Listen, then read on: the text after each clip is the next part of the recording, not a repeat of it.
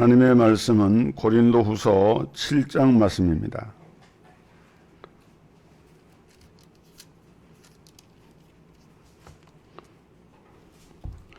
고린도후서 7장 8절부터 10절까지 봉독하겠습니다. 제가 가진 성경은 293면이 되겠습니다. 293면 고린도후서 7장 8절입니다.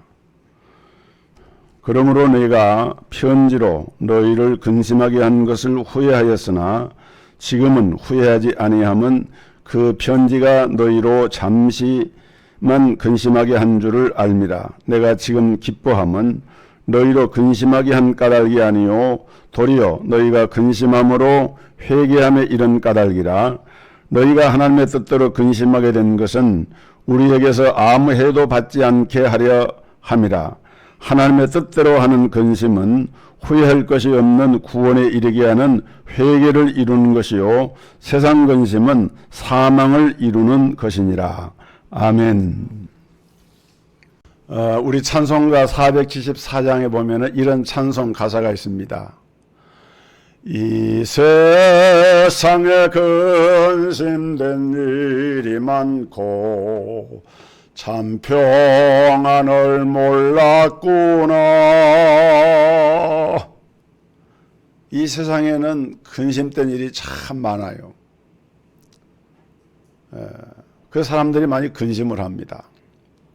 근데 근심만 하는 것이 아니라 근심이라고 하는 것이 따르면은 염려라고 하는 근심에게는 누이가 있고 걱정이라고 하는 동생이 있대요.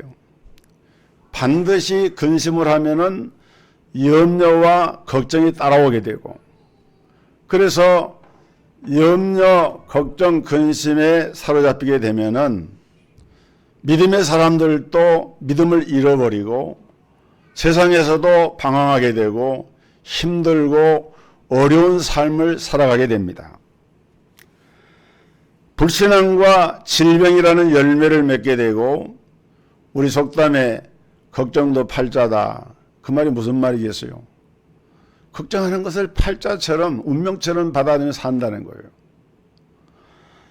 여러분, 우리에게는 지나고 보면은 아무것도 아닌데 막상 닥치지도 않은 문제인데 아직도 저 멀리 있는 문제를 지금 미리 가져다가 근심하고 걱정하고 염려하는 일들이 많다는 거예요. 우리에게는 두 가지 종류의 근심이 있는데 하나는 육적인 근심이고 다른 하나는 영적인 근심입니다. 이 육적인 근심은 세상적인 근심을 말하고 영적인 근심은 하나님의 뜻대로 하는 근심을 말하는데, 하나님께서는 우리에게 육신적인 근심에 대해서는 하지 말라고 말씀을 합니다. 반면에 영적인 근심은 마땅히 해야 하는 근심이다, 이렇게 말씀을 하고 있어요.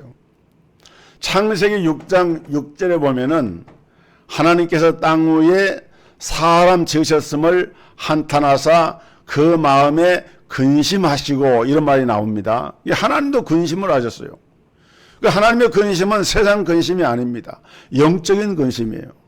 오늘 봉독한 본문 말씀을 보면은 사도 바울이 고린도 교회 성도들에게 아주 호되게 책망을 한 적이 있는데, 그게 뭐냐면은 고린도전서 16장 22절에 보니까 만일 누구든지 주를 사랑하지 아니하거든 저주를 받을지어다 주께서 임하시느니라.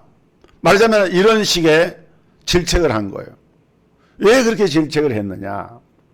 고린도 교회는 우상숭배 문제, 재물 문제, 은사 문제, 결혼 문제, 이혼 문제, 음행 문제, 교회 안에 여러 가지 문제가 많았습니다. 바울이 그런 소식을 듣고 먼저 이 고린도 교회에 보낸 편지가 고린도 전서인데, 이제 조목조목에 이렇게 다 교훈을 한 다음에 너희가 이렇게 권면을 받았는데도 주님을 사랑하지 않는다고 하면은, 돌이키지 않는다고 하면은 차라리 너희는 저주를 받아야 된다.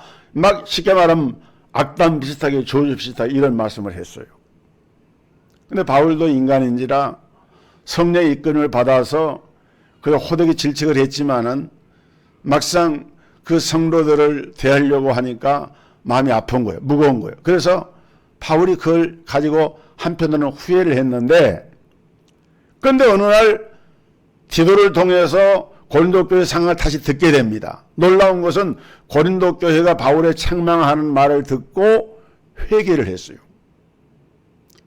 회개하고 돌이켜서 오히려 전보다 더 믿음이 견고해져서 세워진 것을 보면서 바울이 내가 세상적인 생각으로 근심하고 걱정했는데 오히려 내가 이 일을 통해서 이제는 후회하지 않는다 라고 하면서 이 세상적인 근심과 하나님의 뜻대로 하는 근심에 대한 이야기를 이 본문에 한 거예요.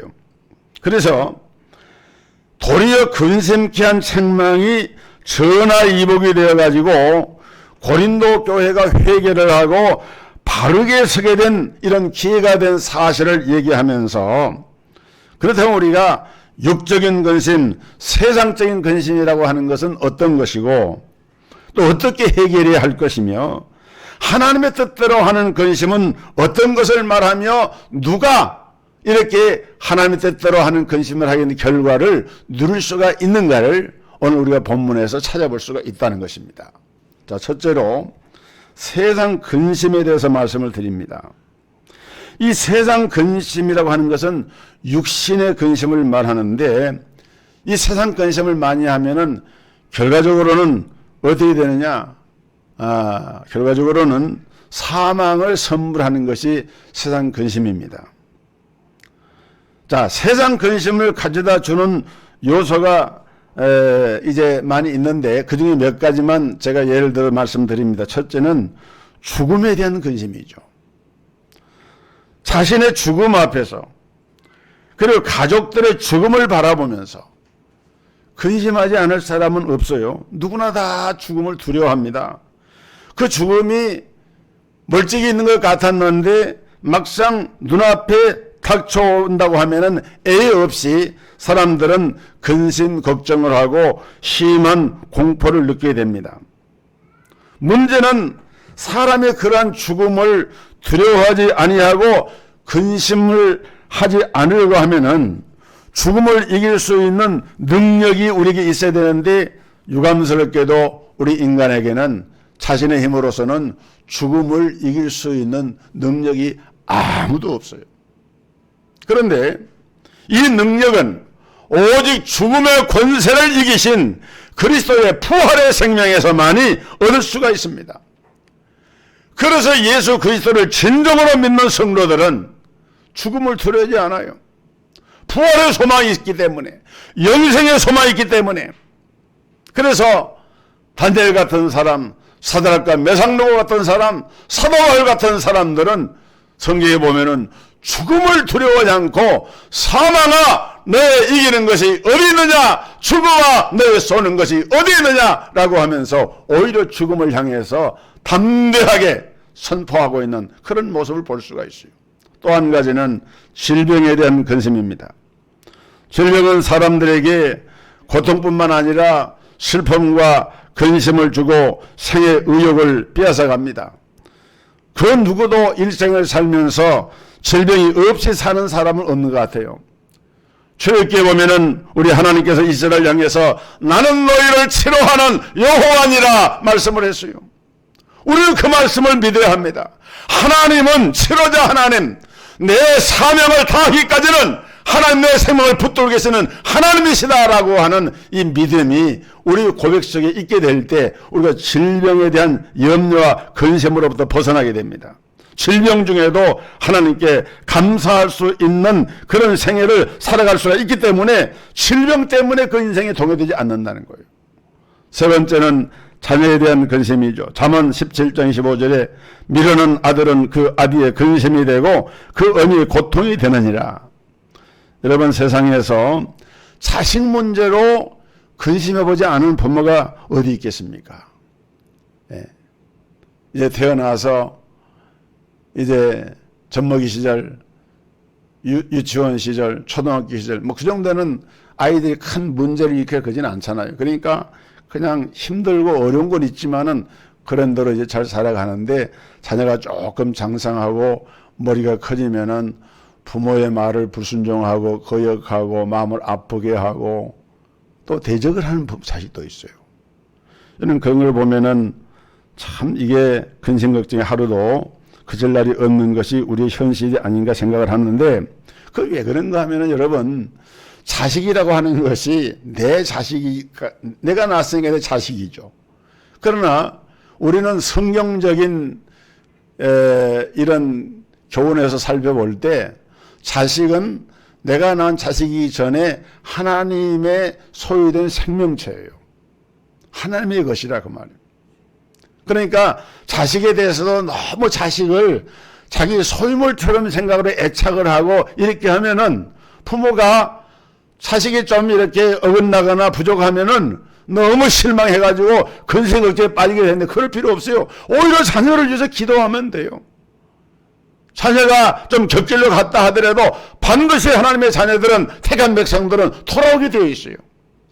또 한 가지, 우리는 환난과 재난에 대한 두려움과 근심을 갖습니다. 요즘은 하도 기후위기가 이제 언론에서도 많이 보도를 하고 있고, 또 실제로 우리가 경험을 하고 있잖아요. 막 홍수가 나고 폭염, 뭐 폭풍, 태풍 이런 거. 포항지구에 지금도 태풍이 불어가지고 거의 무너진 집들이 또 그 피해본 그런 사람들 지금도 제대로 복구가 못 됐대요. 얼마나 하루아침에 자기 삶의 근거지를 잃어버리고 이런 것이 되면은 근심 걱정 안 할 수가 없죠. 또 불의의 교통사고로 가족을 잃기도 하고, 잠도 제대로 못 자고 자기 사업을 위해서 막 불철주야 뛰었는데 내가 부도가 난 것이 아니라 상대 사업자가 부도가 나가지고 부도난 사업자한테 엄수표 받았는데 이게 휴지 조각이 돼버리고, 이런 일이 많잖아요, 세상에서. 그래, 이런 일을 만나면은 우리가 근심 걱정을 하지 않을래야 않을 수가 없어요. 또 이런 걸 말고도 여러 가지 재앙이나 재난이나 언제 어느 때에 내 삶을 이어갈 수 있는 그런 세상에 어려운 일들이 내게 닥칠지 모르기 때문에 불안하고 염려하고 근심하면서 살아가는 것이 우리 인생입니다. 그러나 여러분, 우리가 이런 데서도 깨달아야 할 것은, 하나님을 믿는 하나님의 사람들은 하나님을 사랑하는 자, 곧 그 뜻대로 부르심을 입은 자들에게는 모든 것이 합력하여 선을 이룬다 그랬잖아요. 그러니까 우리 예수 믿는 사람들은 어느 상황에서라도 세상을 혐오하거나 비관하거나 그런 생각을 가지면 안 돼요. 왜냐하면은 하나님이 다 결국은 합력해서 선을 이루신다, 좋게 하신다, 잘되게 하신다, 복되게 하신다, 그러한 믿음을 갖고 기도하면서 살아야 한다는 거예요. 그게 세상 근심에 대한 우리 성도들이 취할 태도입니다. 이러한 세상 근심은 우리에게 어떤 결과를 가져오느냐? 먼저 우리의 마음속에 있는 기쁨과 즐거움을 빼앗아갑니다. 여러분, 근심 걱정 있는 사람 얼굴을 보세요. 얼굴이 평안하지가 않아요. 기쁨이 없어. 즐거움이 없어. 또 잠언 17장 22절에 보니까 뼈를 마르게 한다 그랬습니다. 마음의 즐거움은 양약이라도 심령의 근심은 뼈로 마르게 하느니라. 근심 걱정이 많게 되면 잠도 잘 자지를 못하게 되고, 결국은 뼈가 마른다고 하는 것은, 뼈는 우리 몸을 지탱하는 중요한 골격의 구조인데 이제 세상을 살아가는 힘이 없어져 버려요. 지탱할 수 있는 힘이 없어져 버려요. 이런 사람들은 얼마 못 가서 병상에 눕게 됩니다. 근심이 뼈를 마르게 해요. 결국 뼈가 마르면은 여러 가지 종류의 질병에 걸리게 되고, 이런 각종 질병이 심령에 근심 걱정 많은 사람을 통해서 나타나는 것을 볼 수가 있어요. 자, 이런 육신의 근심을 우리가 어떻게 물리쳐낼 수가 있느냐? 하나님의 방법으로 우리가 이것을 이겨내야 하는데, 첫째는 우리의 마음에 우리 주님의 주시는 평안이 임해야 돼요. 예수님께서 부활하시고 승천하기 전에 두려워서 근심하고 떨고 있는 제자들이 모인 자리에 나타나셔서 너희에게 평강이 있을지어다 하고 평안을 주셨습니다. 주님은 우리에게 평안을 주시는 분입니다. 이 주님이 주시는 평안은 세상에 주는 평안과 같지 않다 그랬어요. 진정한 의미에서 세상은 평안을 줄 수가 없어요. 거짓 평안을 줍니다. 평안한 것 같은데 그 안에 평안이 없는 평안 주지만은 우리 주님이 우리에게 주시는 평안은 참된 평안, 세상이 알지 못하는 평안, 우리가 당하는 어떤 근심이나 어떤 환난이나 어떤 고통까지라도 이겨낼 수 있는 이런 평안을 주님은 주신다고 말씀하고 계세요. 이 평안을 누리시기를 주님의 이름으로 축복합니다. 근심 걱정에 살지 말고 하나님의 주시는 평안, 그 다음에 여러분의 모든 근심을 주님께 맡기는 거예요. 너희 염려를 다 주께 맡겨버리라. 이는 제가 너희를 권고하심이니라. 주님은 우리의 염려와 근심을 맡으시는 분입니다. 그리고 우리가 그 근심 염려를 주님께 맡기면은 주님이 우리의 해결사가 되신다는 거예요. 맡겨버리라. 권고하신다. 이 권고한다고 하는 말은 주님이 돌봐주신다 그 말이거든요. 질병도 맡기고 자녀 문제도 맡기고 사업도 맡기고 내 가정 문제도 맡기고 그냥 주님께 맡겨버리라는 거예요. 네? 쉽지 않습니까? 어려울 것도 없어요.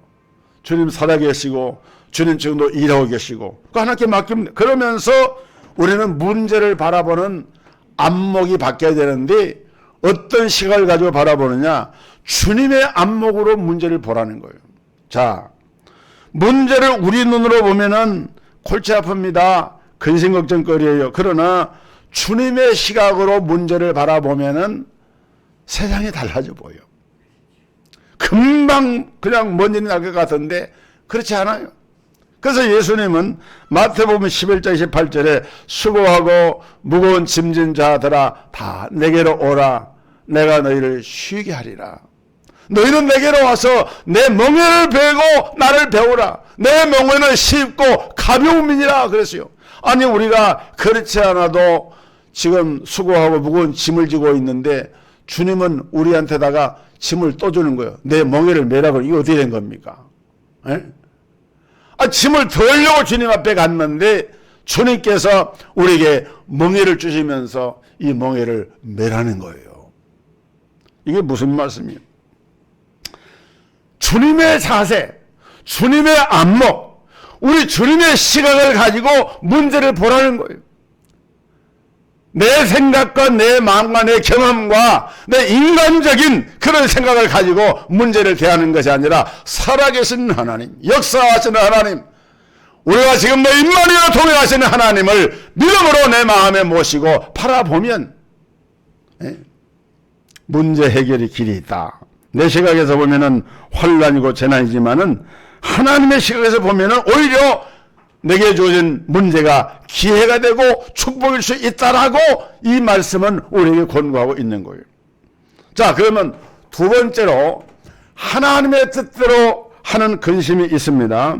우리는 세상 근심에서는 벗어나야 하지만은 하나님의 뜻대로 하는 근심은 해야 된다 그랬습니까? 안 해야 된다 그랬습니까? 이 본문을 보면 분명히 하나님의 뜻대로 하는 근심은 해야 된다. 그게 고린도 교회라는 거예요.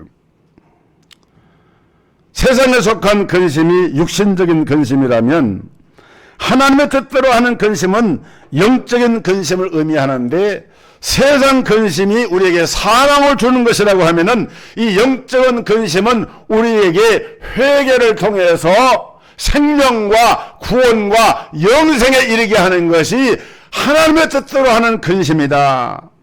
세상 근심은 우리의 신앙생활을 침체시키고 하나님 떠난 생활을 하게 하지만은 하나님의 뜻대로 하는 근심은 우리의 생명의 활기와 생명력과 넘치는 에너지를 공급하는 것이 되기 때문에 그래서 세상 근심을 해서 안 되지만은 하나님의 뜻대로 하는 근심은 우리 성도들이 해야 된다. 그러면은 하나님 뜻대로 하는 근심이라고 하는 건 뭘 얘기하는 것일까요? 첫째는 하나님 앞에서 나의 부끄러운 신앙을 근심하는 것입니다. 우리가 신앙생활을 열심히 한다고 하지만은 어쩔 때 어떤 일을 만나가지고 그것을 믿음을 가지고 내가 대하는 태도를 보면은 내 스스로 생각할 때 내가 왜 그때 그렇게밖에 못했지? 발등을 찍고 싶은 후회가 되는 그런 경우 있잖아요. 또 꼭 그런 특별한 경우가 아니라 하더라도 우리가 평생 신앙생활을 하면서 자기 자신의 믿음의 부족한 부분에 대해서 아쉬워하는 마음이 누구나 다 있는 것 아닐까요? 내가 이렇게 믿어서 하나님 앞에 가서 과연 무슨 상을 받을 수가 있을까? 이런 근심은 우리 성도들이 이런 근심은 해서 나쁠 것이 하나도 없어요. 자신의 믿음이 자라지 못하고 늘 제자리에만 머물러 있는 안전뱅이와 같은 그런 신앙생활에 머물러 있다라고 하면은 뭔가 자기에게 좀 이렇게 충격을 줘가지고 어떤 마음의 어떤 특별한 계기를 만들어가지고 그런 것을 벗어날 수 있도록 그것을 안타깝게 생각하고 근심을 하면서 이렇게 하는 것은 이건 하나님이 기뻐하는 근심이에요. 이런 근심이 우리 마음에 없다. 그러면 신앙의 성장이 안 되는 거예요. 그래서 우리는 이런 자기 믿음의 연약함에 대해서 근심할 필요가 있다. 두 번째는 하나의 예입니다. 주일 성수 못하는 일에 대해서 우리가 근심을 해야 돼요. 우리가 이 코로나 한 3년간 이렇게 지나면서 한국교회가 전반적인 이런 상황이 주일 성수 개념이 많이 무너지고 있어요. 뭐 전에도 한참 우리 한국교회가 부흥성장하던 1980년대, 90년대, 2000 전까지만 하더라도 그런 기류가 상당히 많이 강했는데 이제는 토요일이 공휴일이 돼버렸잖아요. 예전에는 주일만 안식일이고 토요일은 반공일이라 그러고 오전은 근무하고 오후에는 또 이렇게 주일을 준비 이런 식으로 하면서 주말을 그렇게 지냈는데 지금은 아예 그냥 주말 되면은 그냥 산이나 들로 또 자기 취미 생활로 빠져드는 것이 이상화되는 그런 문화가 우리 오다 보니까 예수 믿는 신앙생활하는 우리 성도들도 주일에 대한 관념이 주일은 그냥 바쁘면 건너뛰고 회사 출근이나 학교 나가는 것은 그건 꼭 나가야 되는 거지만은 주일은 좀 사정이 생기면 안 가도 되는 것처럼 생각하는 이런 면이 있다고 하면은 이런 것은 정말 왜 나는 주일을 제대로 지키는 생활을 못하는 것일까? 이 성소주의를 하지 못하는 것에 대한 안타까워하면서 근심하는 마음이 이런 게 있어야 된다. 이런 것이 우리 신앙생활의 동료가 되고 신앙생활을 다시 한번 또 재충전하는 기회가 돼서 하나님 앞에 나아가는 길이 돼. 왜냐하면 주일 성수라고 하는 것은 히브리서 11장에 말세에 모이기를 피하려 하는 어떤 사람의 습관과 같이 하지 말고 너희가 그날이 가까움을 바라볼수록 모이기를 더욱더 힘쓰는 자들이 되라.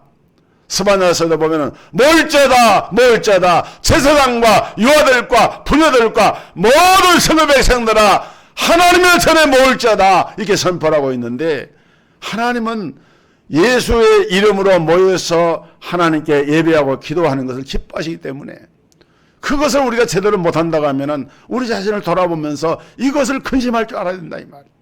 세 번째는 하나님 앞에 순종하지 못하는 생활을 근심해야 됩니다. 말씀에 철저하게 순종하지 못하는 생활을 할 때 우리 마음에 근심이 생겨요. 왜 내가 순종하는 생활을 하지 못할까? 그럴 때마다 안타까운 심정으로 마음에 큰 근심이 생기는 이런 사람들은 희망이 있는 거예요. 그런데 불순종하는 것을 그냥 매사에 보통으로 생각을 하고 그런 것에 대한 자책감도 없고 마음속에 회개하고자 하는 그런 마음이 없다. 이거는 하나님께서 기뻐할 일이 아니기 때문에 이거 영적인 근심은 이런 걸 근심하는 거예요. 그 다음에 믿음이 연약해서 우리가 짓는 죄를 근심을 해야 됩니다. 우리가 때로는 연약해서 실수하거나 범죄하거나 또 마음은 원인인데 육신이 약해서 넘어진 때가 있잖아요. 그럴 때에 왜 나는 믿음을 지키지 못하고 번번이 넘어지는 것일까? 왜 나는 나 자신을 억제하지 못하고 절제하지 못하고 이처럼 죄를 짓는 것일까? 마음을 올려도 육신이 약하도다. 이거는 성경에도 나오는 말이지만은 핑계거리 삼아서는 안 됩니다. 우리가 그런 것을 과감하게 내려놓고 하나님의 백성들은 하나님 앞에 돌아온 이상 하나님의 뜻대로 살아나가지를 못할 때에는 그것에 대한 마음의 자책과 회개하는 마음과 이런 것들이 우리 마음에 있을 때 그것을 하나님 기뻐하신다는 거예요. 성령님이 우리 마음속에 탄식을 하시잖아요. 그 탄식하는 성령의 음성에 민감하게 귀를 기울일 줄 알아야 돼요. 이렇게 해서 하나님의 뜻대로 이런 근심을 하게 되면은 어떤 유익이 나타나는가 하면은 하나님의 뜻대로 하는 근심은 회개를 이룬다 그랬어요. 본문에 보니까 하나님의 뜻대로 하는 근심은 후회할 것이 없는 구원에 이르는 회개를 이루느니라. 여러분, 우리 성도들이 하나님 앞에 우리가 하나님께로 받은 은혜가 특히 예수 믿는 성도들에게 가장 큰 은혜가 뭔지 아십니까? 잘못한 것을 깨닫고 하나님 앞에 회개하는 심령이 될 때 이것이 하나님께 받은 큰 선물이에요. 그런데 이러한 회개하는 그런 마음은 어디서 오느냐? 이제 말씀한 내 신앙생활의 미약함, 연약함, 이런 하나님께 불순종하는 이런 모습들을 내 마음속에 그들 근심이 되면서 내가 이래서는 안 되는데, 이게 무슨 사람이 산에 닿지 못하고 유약하고 소아병적인 이런 걸로 이제 세상 사람들은 뭐 그런 걸 가지고 그렇게 신경 쓰고 그러느냐고 예민하게 그러냐. 아닙니다. 성경에 보면은 하나님의 사람들은 자기 신앙의 문제에 대해서 굉장히 예민하게 그것을 붙잡고 기도하면서 그걸 회복하려고 하나님의 은혜를 구해서 그러면서 그때 뭐가 터져 나오느냐? 회개가 터져 나오는 거예요. 회개가. 고린도교회 성도들이 그랬단 말이에요. 바울 사도가 책망하는 말을 할 때 인간적으로 볼 때는 서운하죠. 그런데 돌이켜놓고 보니까 여기 뭐라고 했어요? 11절 다 읽지 않았는데 11절 이 본문이 계속되는 말씀이 11절에 뭐라고 그랬느냐? 그런즉 내가 너에게 쓴 것은 그 불의 행한 자를 위한 것도 아니요 그 불의 당한 자를 위한 것도 아니요 11절인데 12절 읽어요. 보라 하나님의 뜻대로 하게 한 이 근심이 너희로 얼마나 간절하게 했다. 하나님 앞에 간절하게 하며 얼마나 변명하게 하며, 이 변명이라는 말은 우리말 번역은 변명이지만은 하나님 앞에서 자기가 설 자리를 찾지 못한 것에 대해서 하나님 앞에 그것을 그대로 토로하는 걸 말하는 거예요. 변명하게 하며 얼마나 분하게. 이 원통한 거예요. 돈을 잃어버려서 원통한 것이 아니라 내가 마귀에게 또 속았네. 하나님 앞에서 또 살지 못했네. 라고 하면서 분한 마음을 갖습니다. 얼마나 두렵게 하며, 이게 또 중요한 거예요. 정말 우리 마음속에 하나님 뜻대로 하는 근심을 하고 회개를 하면은 우리 마음에 무슨 마음이 생기느냐? 두려워하는 마음이 생겨요. 원래 믿음이라고 하는 말은 두려움이라고 하는 말과 그 속에 포함된 말. 왜냐하면은 구약에서는 믿음이라는 말을 잘 안 써요. 하나님을 경외한다 그래요. 경외한다는 것이 하나님을 공경하고 이 외자가 두려워할 외자거든요. 하나님을 공경하면서 두려워하는 것이 그것이 믿음이라 이거예요. 그런데 죄를 짓고도 실수하고도 별로 두려워하는 마음 놓고 하나님 무서운 줄 모르는 그런 마음이 되어버리면은 그거는 하나님 앞에서 설 수가 없는 거예요. 그래서 바울이 지금 이 고린도 교회가 얘기한 겁니다. 두렵게 하며 얼마나 사모하게 하며 얼마나 열심히 있게 하며 얼마나 벌하게 했는가. 너희가 저 일에 대하여 일절 너희 자신의 깨끗함을 나타내옵니다. 책망받을 때는 두렵고 떨리고 분하고 그리고 이제 회개하면서 하나님을 그렇게 했는데 결국은 하나님께서 끊어진 것이 아니라 자신을 깨끗하게 해서 하나님 앞에 세워지는 결과를 가져왔다.